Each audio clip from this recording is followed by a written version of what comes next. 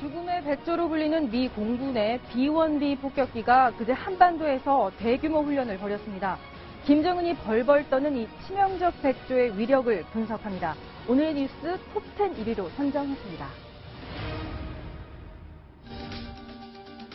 네, 저희 뉴스 탑10. 최근에요, 이 북한 문제 그리고 군사 무기 관련해서 차별화되는 아이템으로 집중 분석해드리고 있는데요. 오늘도 그래서 저희가 1, 2위를 군사와 북한 관련 소식으로 정해봤습니다. 죽음의 백조라고 이 별명을 가진 미국의 폭격기가 있습니다. B-1B 폭격기인데요. 연합훈련을 하고 있는 한미가 이 출격했다 이런 말을 한 적이 없습니다. 그런데 북한이요, 먼저 이 사실을 확인하고 나섰습니다. 어떤 얘기를 했는지 먼저 확인해 보겠습니다. 3월 15일 미제는 괌도의 앤더슨 공군기지에서 이륙시킨 핵전략 폭격기 B-1B 편대를 남조선 상동 사격장 상공에 은밀히 끌어들여 약 1시간 동안이나 우리의 주요 대상물들을 선제 타격하기 위한 핵폭탄 투하 연습을 감행했습니다. 우리의 핵보검은 이미의 시각에 징벌의 철출을 더 무자비하게 내릴 것입니다. 네, 이정훈 의원님. 네. 사실 우리가 한미 연합훈련을 하는 기간 동안에 저 무기 말고도 여러 가지 장비들이 가동이 됐습니다. 그런데 유독 저 폭격기에 관해서 저렇게 예민하게 반응하는 이유, 그만큼 가공할 만한 힘 때문에 그런가요? 그렇겠죠. 근데 지금 저걸로 보게 되면 괌에서 날라왔다. 굉장히 먼 거리, 한 2,000km, 직선거리로 갔다 3,000km 가까이 날라온 걸 잡아냈다는 거는 네. 저들도 사드 내지는 그린파인급 레이더를 갖고 있다는 얘기네요. 아하, 그러면은 본인들의 탐지 능력을 자랑하는 의미도 포함이 돼 있겠군요. 그렇죠. 한국 비행장에서 뜨는 것들이라면 저렇게 표현 안 할 텐데 네. 괌에서 날라왔다고 딱 찍어서 얘기하는 걸 보게 되면 2, 3,000km를 볼 수 있는 그런 레이더가 있다는 거고 네. 그다음에 우리도 준비 다 되고 있다. 그런 네. 얘기인데요. 근데 우리도 북한을 보고 있는데 제가 새로운 사실 하나 알려 드릴까요? 네네. 러시아 비행기가 전투기로 보이는 비행기가 함경남도 성진까지 내려왔다가 네. 이원에서 이륙한 인민군 비행기하고 같이 작전하다가 빠져나갔습니다. 우리는 공개하지 않았습니다. 그렇군요. 그러니까 우리도 이미 다 파악하고 있었군요. 우리도 보고 있고 쟤네도 보고 있는데 네. 필요하면 공개하고 필요하지 않으면 공개하지 않습니다. 지금 네. 비행기하면 서로 양측이 비행기 서로 보내고 서로 너만 알아라 하면서 서로 겁주고 있는 상태. 그렇군요. 네, 제가 이제 북한을 쭉 관찰해 보면 네. 북한의 능력만은 아닙니다. 현재 B-1B가 괌 앤더슨 기지에서 나와가지고 2시간을 날라서 영월의 상동에서 1시간 훈련하다가 되돌아갔다라는 것을 안 것은 북한 자체의 능력보다는 네. 중국군이 가르쳤다고 보는 게 맞습니다. 아하. 통상 보면은 이 B-1B가 영월에 왔으니까 북한도 알 수 있겠지라고 파악할 수도 있어요. 그러나 네네. 어떤 경우가 있냐면 하와이 인근에서 한미 연합군이 훈련한 내용도 정확히 북한이 조선중앙방송 통해서 비난을 합니다. 네네. 이거 우리가 이제 남태평양에서 림팩 훈련을 해도 정확히 비난을 하는데 네. 그 비난할 수 있는 근거가 바로 북한의 능력만 가지고는 도대체 알 수가 없어요. 그래서 중국군이 위성으로 해서 파악한 정보를 북한군에 그냥 그대로 준다라고 네. 보는 게 정확할 겁니다. 왜 그런가면 우리 국민들이 중국이 한국 편에다가 생각하시는 것은 굉장히 오산인 것이 네. 바로 군사 문제에 있어서는 중국은 북한과 완전히 한패입니다. 아하. 그렇게 보셔야 됩니다. 그렇군요. 저는 그 가능성과 더불어 하나만 더 보태겠습니다. 네. 금방 제가 말씀드린 대로 함경남도 성진까지 러시아 비행기가 와서 같이 작전. 시간은 한 5분 정도 같이 한 걸로 아는데요. 네. 그걸 보게 되면 러시아가 저 정보를 줬을 가능성도 있습니다. 러시아 또는 네. 중국이 네.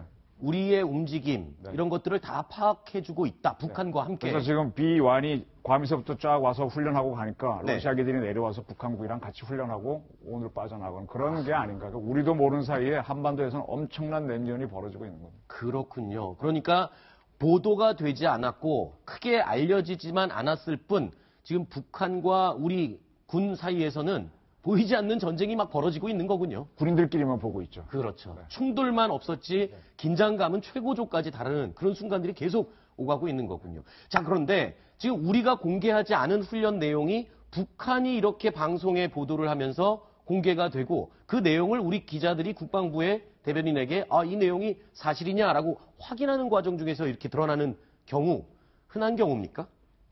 꽤 있습니다. 아, 그래요? 그러니까 북한이 조선중앙방송 또는 중앙통신으로 우리를 비난하면서 네. 미군의 전략 무기가 한반도에 와 작전했다라는 것이 알려질 때가 굉장히 많은데 네. 한국 입장에서도 미군의 그 작전 상황을 갖다가 언론에 공개할 수가 없습니다. 네. 그건 뭐 서로 이제 합의에 의해서 그런 것인데, 근데 북한이 공개 비난하기 때문에 어쩔 수 없이 알려지는 게 되는 경우가 이제 종종 있는데, 예를 들면은 뭐 U2기가 작전을 했는데 어떤 상황이 벌어졌다. 실수로 해서 휴전선을 이제 약간 돌파할 경우가 있어요. 네. 그럴 경우는 북한이 막 비난합니다. 네. 근데 그럴 때 이제 알려질 때도 있고. 그렇군요. 그다음에 이제 지금은 사라졌습니다만 옛날에 SR-71이라고 있었어요. SR-71. 71이라고 네. 아주 뭐 음속에 3, 4배 정도로 그다음에 그 고도 20km 날아가는 블랙버드라는 별명을 가진 그 미사일보다 더 빠릅니다.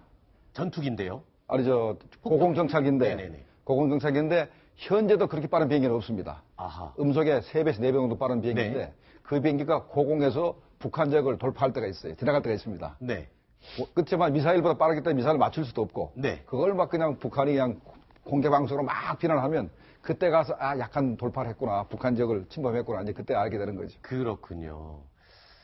자, 이런 가운데 지금 미국의 국무장관이 지금 우리 일본을 거쳐서 우리나라에 첫 방문을 했습니다. 그렇죠? 예. 자, 어떤 일정을 소화하게 됩니까? 먼저 간단하게 일정 먼저 확인하고 자세한 이야기 이어가겠습니다. 예.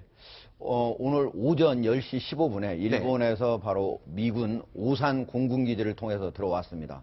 와가지고, 먼저 그 전에는 이제 15일에 일본에 도착해서, 네. 16일에 아베 신조 일본 총리를 예방하고, 그 다음에, 기시다 유교 장관하고 같이 회담을 하고요. 공동 회견을 했죠. 그리고 오늘 오전에 바로 오산 공군기지로 와가지고요.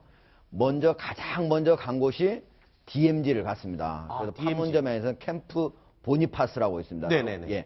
저곳이 1976년 8월 18일 날 도끼 만행 사건이 일어났던 곳입니다. 상당히 의미가 있는 곳을 제일 먼저 방문했군요. 그러니까 북한이 가장 악랄한 그런 만행을 저질렀던 곳을 가가지고 네. 북한의 그런 어떤 도발 이런 거에 대해서 확실하게 응징하겠다고 하는 그런 의지를 보여준 것이고요. 네. 그리고 거기에서 점심까지 먹고 그 다음에 바로 황교안 대통령 권한대행을 예방한 다음에 네. 우리 윤병세 장관하고 같이 네. 공동 기자회견을 지금 아마 이미 갖고 지금 아마 회담을 지금 정도 마쳤을 것으로 지금 예상이 됩니다. 그렇군요. 그리고 내일 오전에 이제 중국으로 가게 됩니다. 네. 이 캠프 보니파스 여기가 사실 미군 관련한 사람들이 올 때 이렇게 상징적인 장소로 가장 먼저 방문하는 곳이 관례적입니까? 네. 의미가 어떤 의미가 있는지 그 사건을 한번 다시 정리해 주시죠. 아군 초소에서 네. 아군 초소에서 북한군 초소를 이렇게 관찰을 해야 되는데 감시를 해야 되는데 그 사이에 미루나무가 이렇게 크게 자라서 그 미루나무를 베지 않으면 북한군 초소를 감시할 수가 없었습니다. 그래서 미군 장교 2명이 한국 노동자들을 한 10여 명을 이렇게 인솔해서 그 미루나무를 가지치기를 작업을 하는데 북한군 한 30명이 도끼를 가지고 나타나서 그 미군 장교 2사람을 이렇게 죽여버린 그 도끼로 때려 죽인 그런 사건입니다. 네. 그때 그 사건으로 미국이 그 원자력 항공모함을 동원하고 그다음에 당시에 F-111 전투기, F-4 전투기를 동원해서 북한을 압박하기 때문에 북한 정권 창건 이래 처음으로 김일성이 공식적으로 미국에 사과한 사건이 벌어졌습니다. 그렇군요. 그 사과를 안 했으면 미군이 공격을 해버렸을 겁니다. 그랬군요. 아주 아슬아슬한 순간이었는데, 자, 여기 보면요. 그때 희생당한 미군 장교 이름이 아서 보니파스. 그래서 그 지역의 캠프 이름이 보니파스군요. 네, 맞습니다. 그 JSA에 있는 대대가 네. 있는 그 지역을 보니파스 대대라고 하고요. 그 캠프라고 부릅니다. 근데 그때 그렇군요. 우리 한국군도 참전을 할 준비를 했었는데 바로 판문점 뒤에 육군 1사단이 있습니다. 네. 그 부대는 평양 6.25 전쟁 때 평양 제일 먼저 입성한 부대고요. 네. 그다음에 우리 육군의 1특전 여단이 작전을 들어가려고 박희도 준장 지휘하에서 제1선에 들어가려고 준비를 했었죠. 네.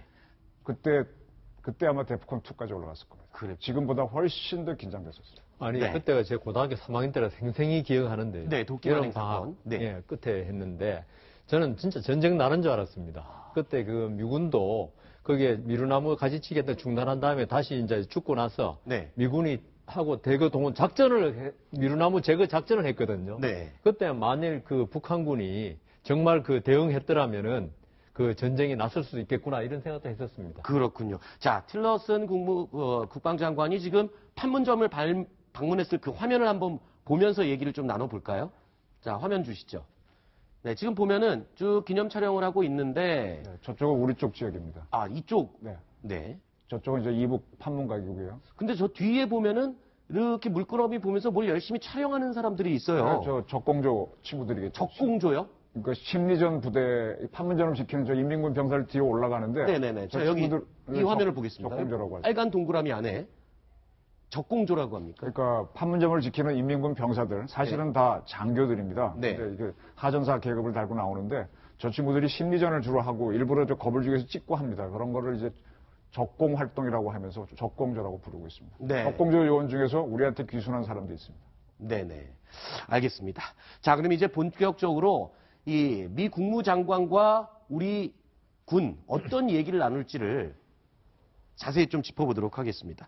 자, 보통 이 회담을 하고 나서 회견을 해야 되는데 이번에는 회견을 먼저 했어요. 이게 좀 이례적인 경우 같은데 이 이유가 있습니까? 아주 이례적입니다. 네. 물론 뭐 시간 관계상 그렇게 한 친구도 있겠습니다만은 아마도 양국 간의 이견이 거의 없다고. 그러니까 장관급에서 회의하기 전에 실무진들이 그 양국 간의 그 이견을 다 조율을 했기 때문에 네. 회담 전에도 공동 성명을 발표할 정도로 거의 양국 간이 거의 합의를 했다. 이렇게 네. 보는 게 맞을 것 같고. 그러니까 그 현재 한미 동맹 관계가 상당히 그 긴밀하고 그다음에 이제 북한 핵 문제나 현재 한반도의 그 정세 문제 관련해서 한미 간에 굉장히 그 긴밀히 돈독히 이렇게 협조하고 있다 이렇게 봐야 되겠습니다. 아하, 오히려 더 한미 간의 관계가 돈독하기 때문에 그만큼 신뢰가 있다는 걸 보여주는 그런 의미가 될 수도 있겠군요. 근데 만찬도 안 갔겠다고 지금 알려져 있는데 만찬까지 하지 않는 이유는 뭡니까?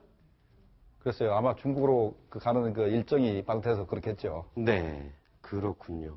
자, 이런 가운데 자, 북한을 향한 트럼프 대통령, 즉 미국의 이 대응 강도가 굉장히 세지고 있는 것 같습니다. 이번에 지금 국무장관이 와서 북한을 대화로 설득하려고 했던 육자회담, 이 육자회담 틀에 대해서 강력히 비난을 하고 좀 비판적으로 얘기를 했다면서요? 네, 그거에 대해서는 뭐 우리나라 조야에서 육자회담을 왜 하느냐. 네. 사실 중국이 G2로 크게 된 가장 큰 이유가요. 저는 육자회담이 있다고 봅니다.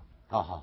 그때까지 큰 나라지만은 강한 나라는 아니었는데 북한 핵을 문제를 미국을 대신해서 육자회담 의장국을 하면서 네. 미국과 바로 상대하게 됐죠. 그러면서 슈퍼파워로 올랐다고 저는 보는데 지금 중국에 기회 주고 북한은 그 20년 세월 동안 회담만 질질질 끌면서 핵은 거의 다 완성해가고 네. 그다음에 미국은 과거에 50만 톤 원유까지 줬었죠.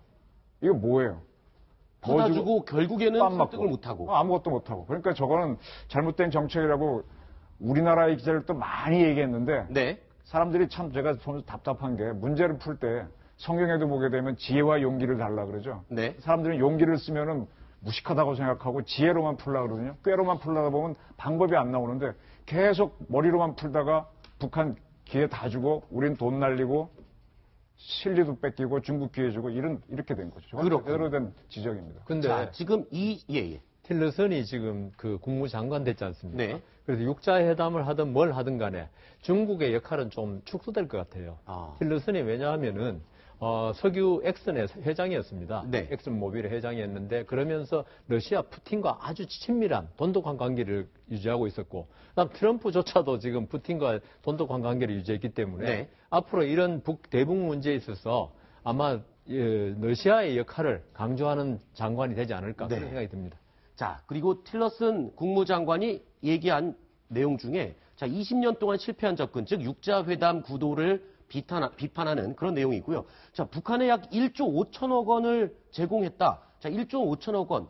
어떤 내용의 돈으로 이 정도의 돈을 썼던 거죠? 우선은 구체적인 내용이에요. 우리나라가 원자력 대단한 강국이죠. 네. 그래서 우리가 KSMP라고 하는 국산 원자로를 개발했는데 그거를 북한에 주겠다고 캐도 하다가 중단돼 있지 않습니까? 그랬죠. 공급하지 못한 원자로 2개 아직 갖고 있어요. 근데 벌써 이게 올드 패션이 됐고 써먹지도 못하고 썩고 있는데 그 돈으로 엄청난 돈이 날라갔고요. 북한에 대해서 원유 제공한 게 50만 톤씩 얼마입니까?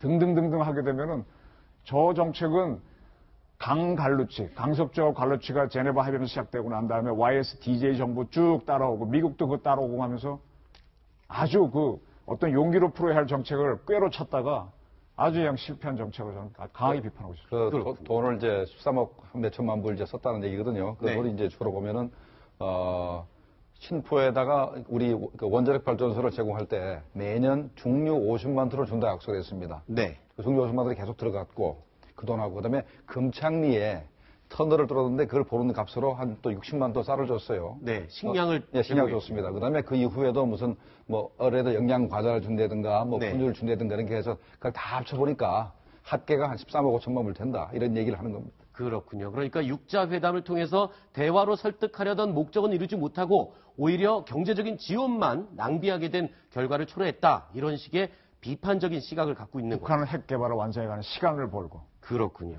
자, 조금 전에 여성한 변호사께서 자, 지금 한반도 주변에서는 중국의 역할이 그다지 클 것 같지 않다, 줄어들 것 같다 이렇게 또 예측을 해주셨는데 지금 미국과 중국이 정상회담을 곧 앞두고 있는데 이 와중에 북한이 지금 중국으로 밀사를 보냈다라는 내용이 이야기가 흘러나오고 있습니다. 그게 지금 좀 화제였는데요. 예.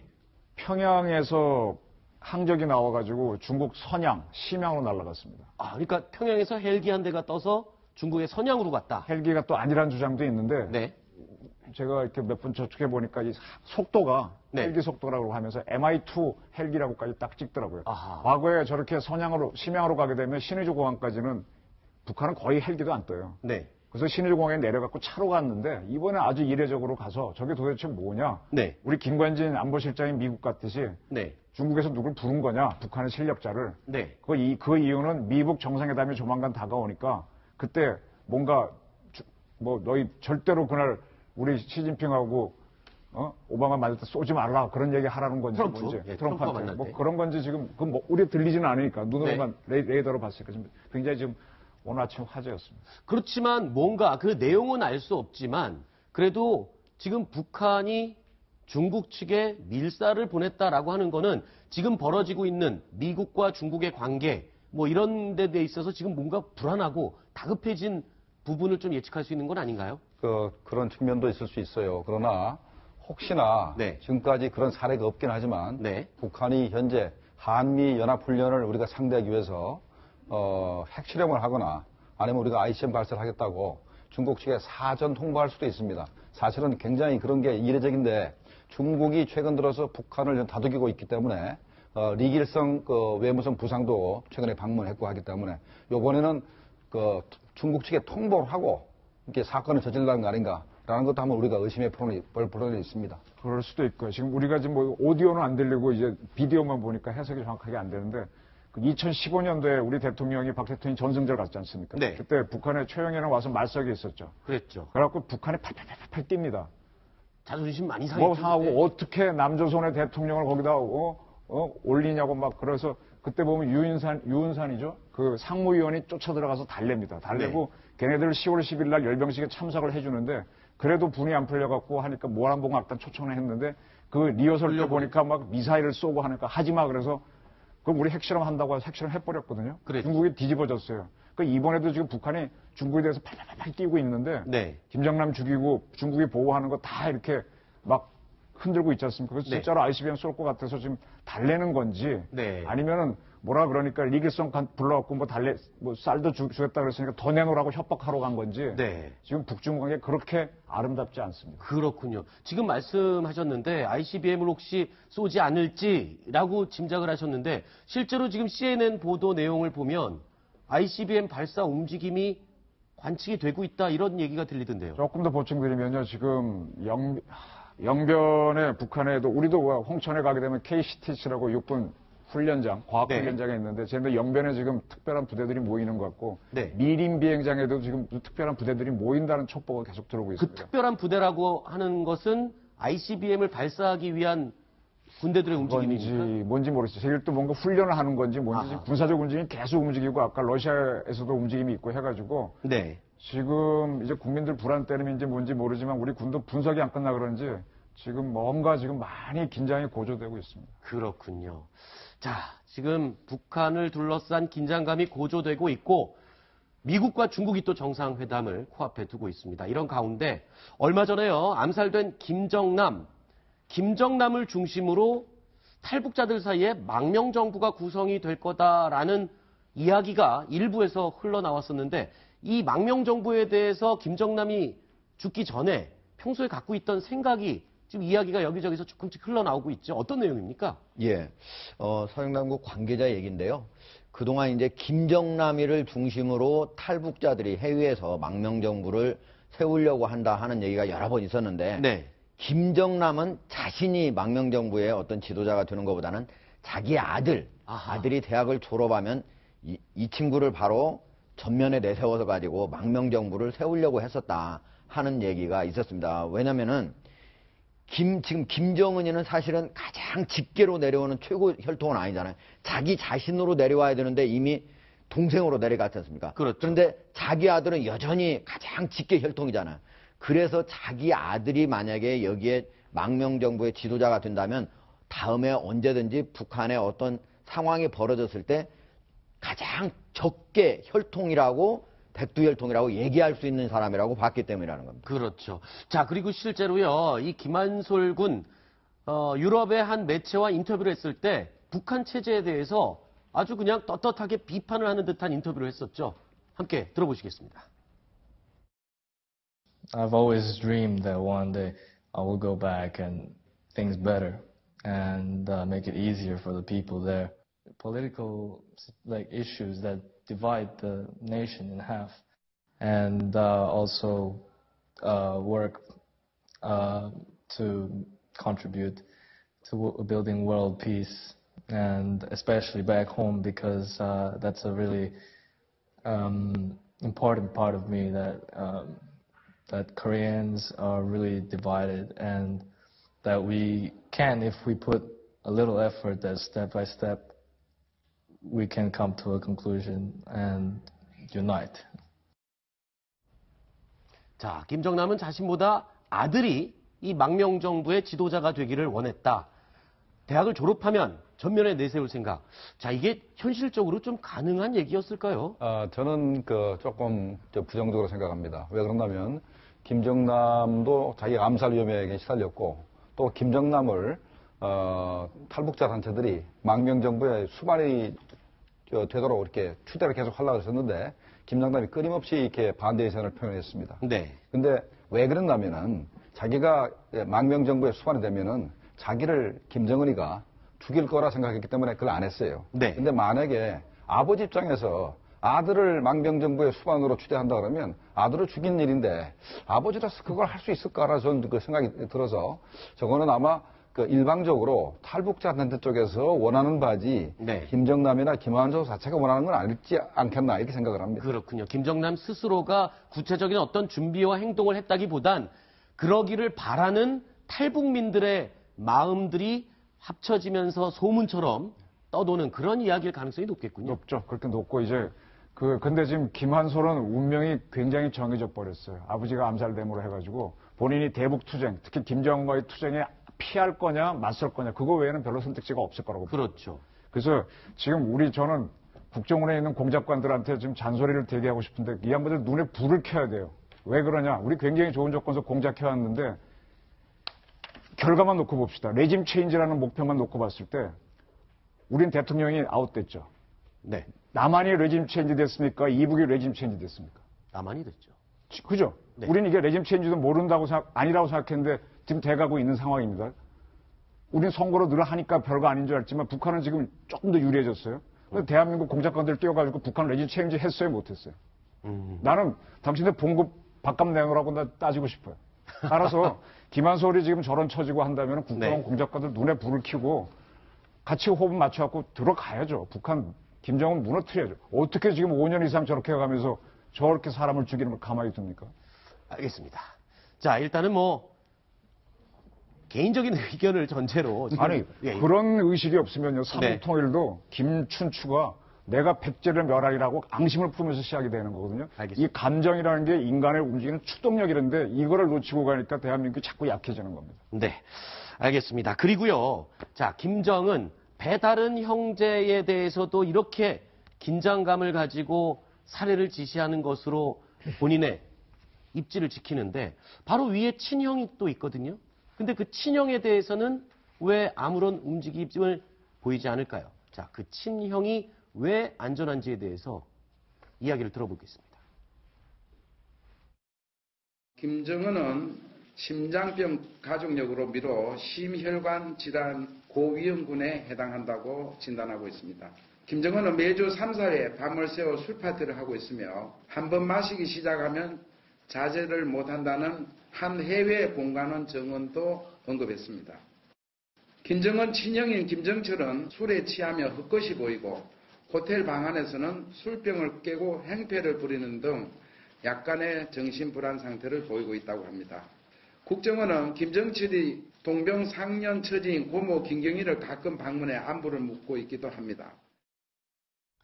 그러니까 본인에게 어떤 특별한 위협을 줄 만한 존재가 아니다. 그리고 또 실제로 김정철은 동생 김정은에게 완전히 납작 엎드리는 자세를 항상 취했다면서요? 그러니까요. 왜냐면 김정남 그렇게 살해되는 거 보면 얼마나 불안하겠습니까? 그래서 그랬는지 2015년에 겨울에 바로 자기 동생한테 편지를 써가지고 네. 동생을 원수님이라고 그러죠. 원수님 배려로 마식령 스키장에 와서 너무 고마워서 거기 보내준 게 너무 고마워서 자기 자신이 감기 걸린 것조차도 잊었다.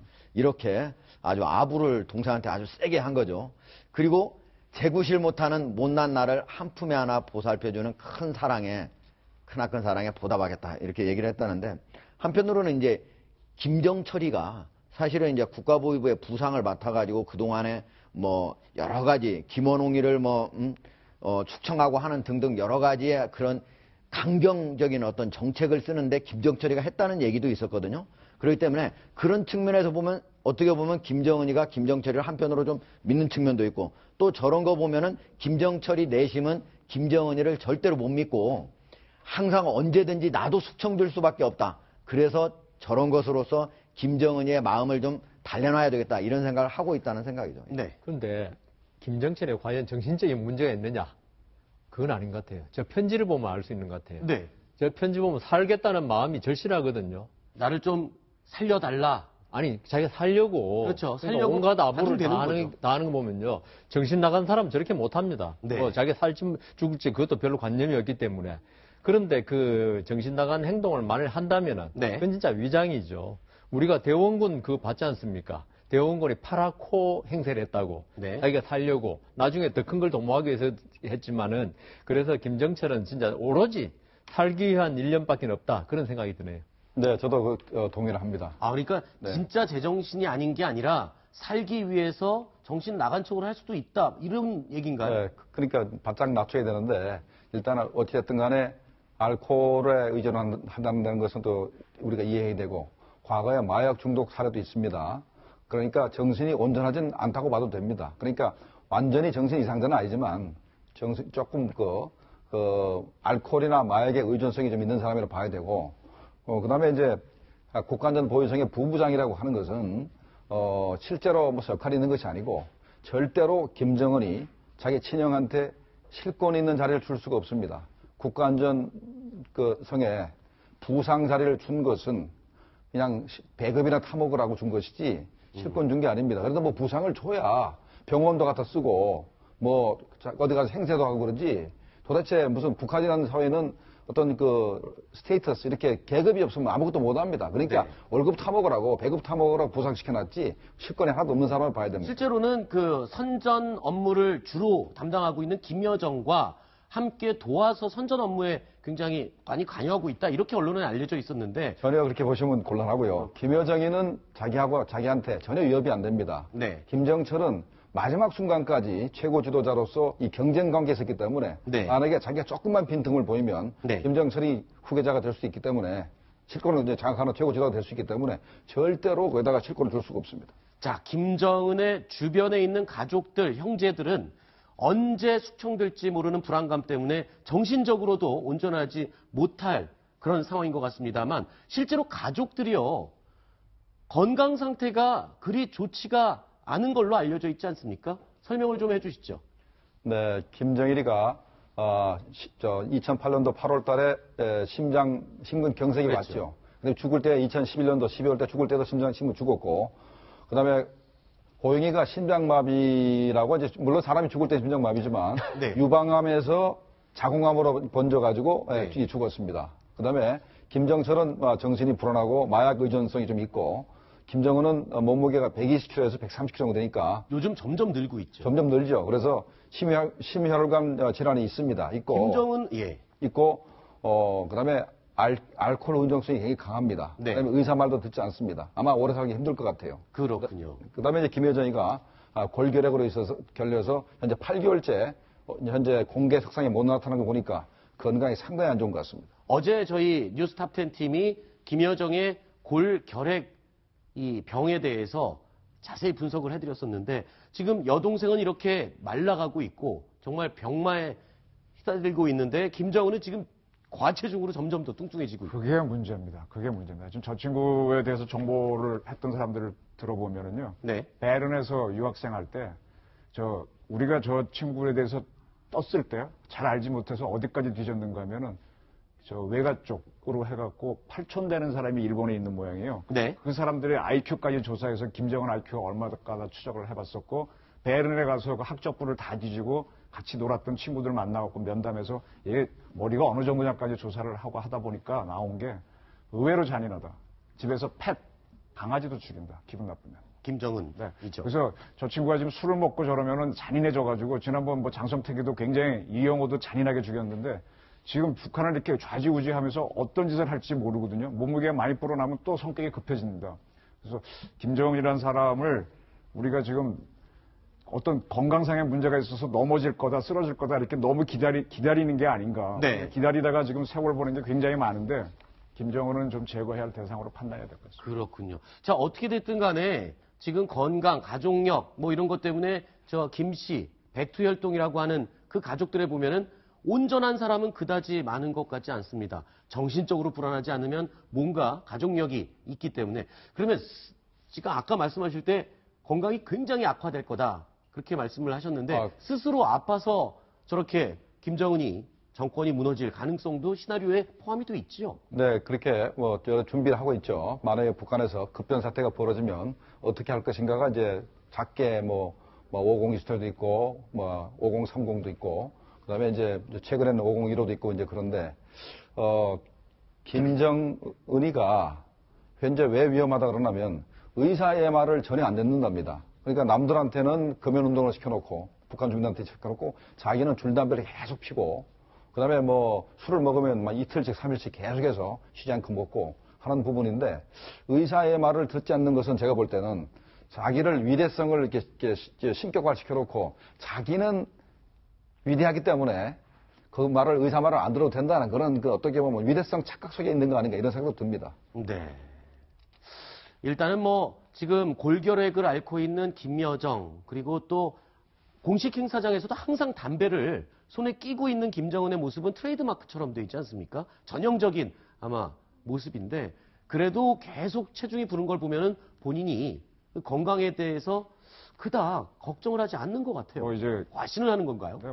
젊으니까 그냥 가는 거죠. 대신에 스트레스를 본인이 지금 얼마나 받겠습니까? 저 스트레스 때문에 살도 찌고 이제 담배도 피고 하는데 저 스트레스가 저 친구를 칠 겁니다. 네. 알겠습니다. 자, 우리 김정명 교수님 그리고 이정훈 의원님은 여기까지만 말씀을 듣도록 하고요. 이어지는 코너에서는 허만섭 차장 그리고 길진균 기자가 수고를 해주겠습니다. 오늘 말씀 고맙습니다. 자, 다음 순위의 내용 어떤 준비가 되어 있는지 함께 확인해 보시겠습니다.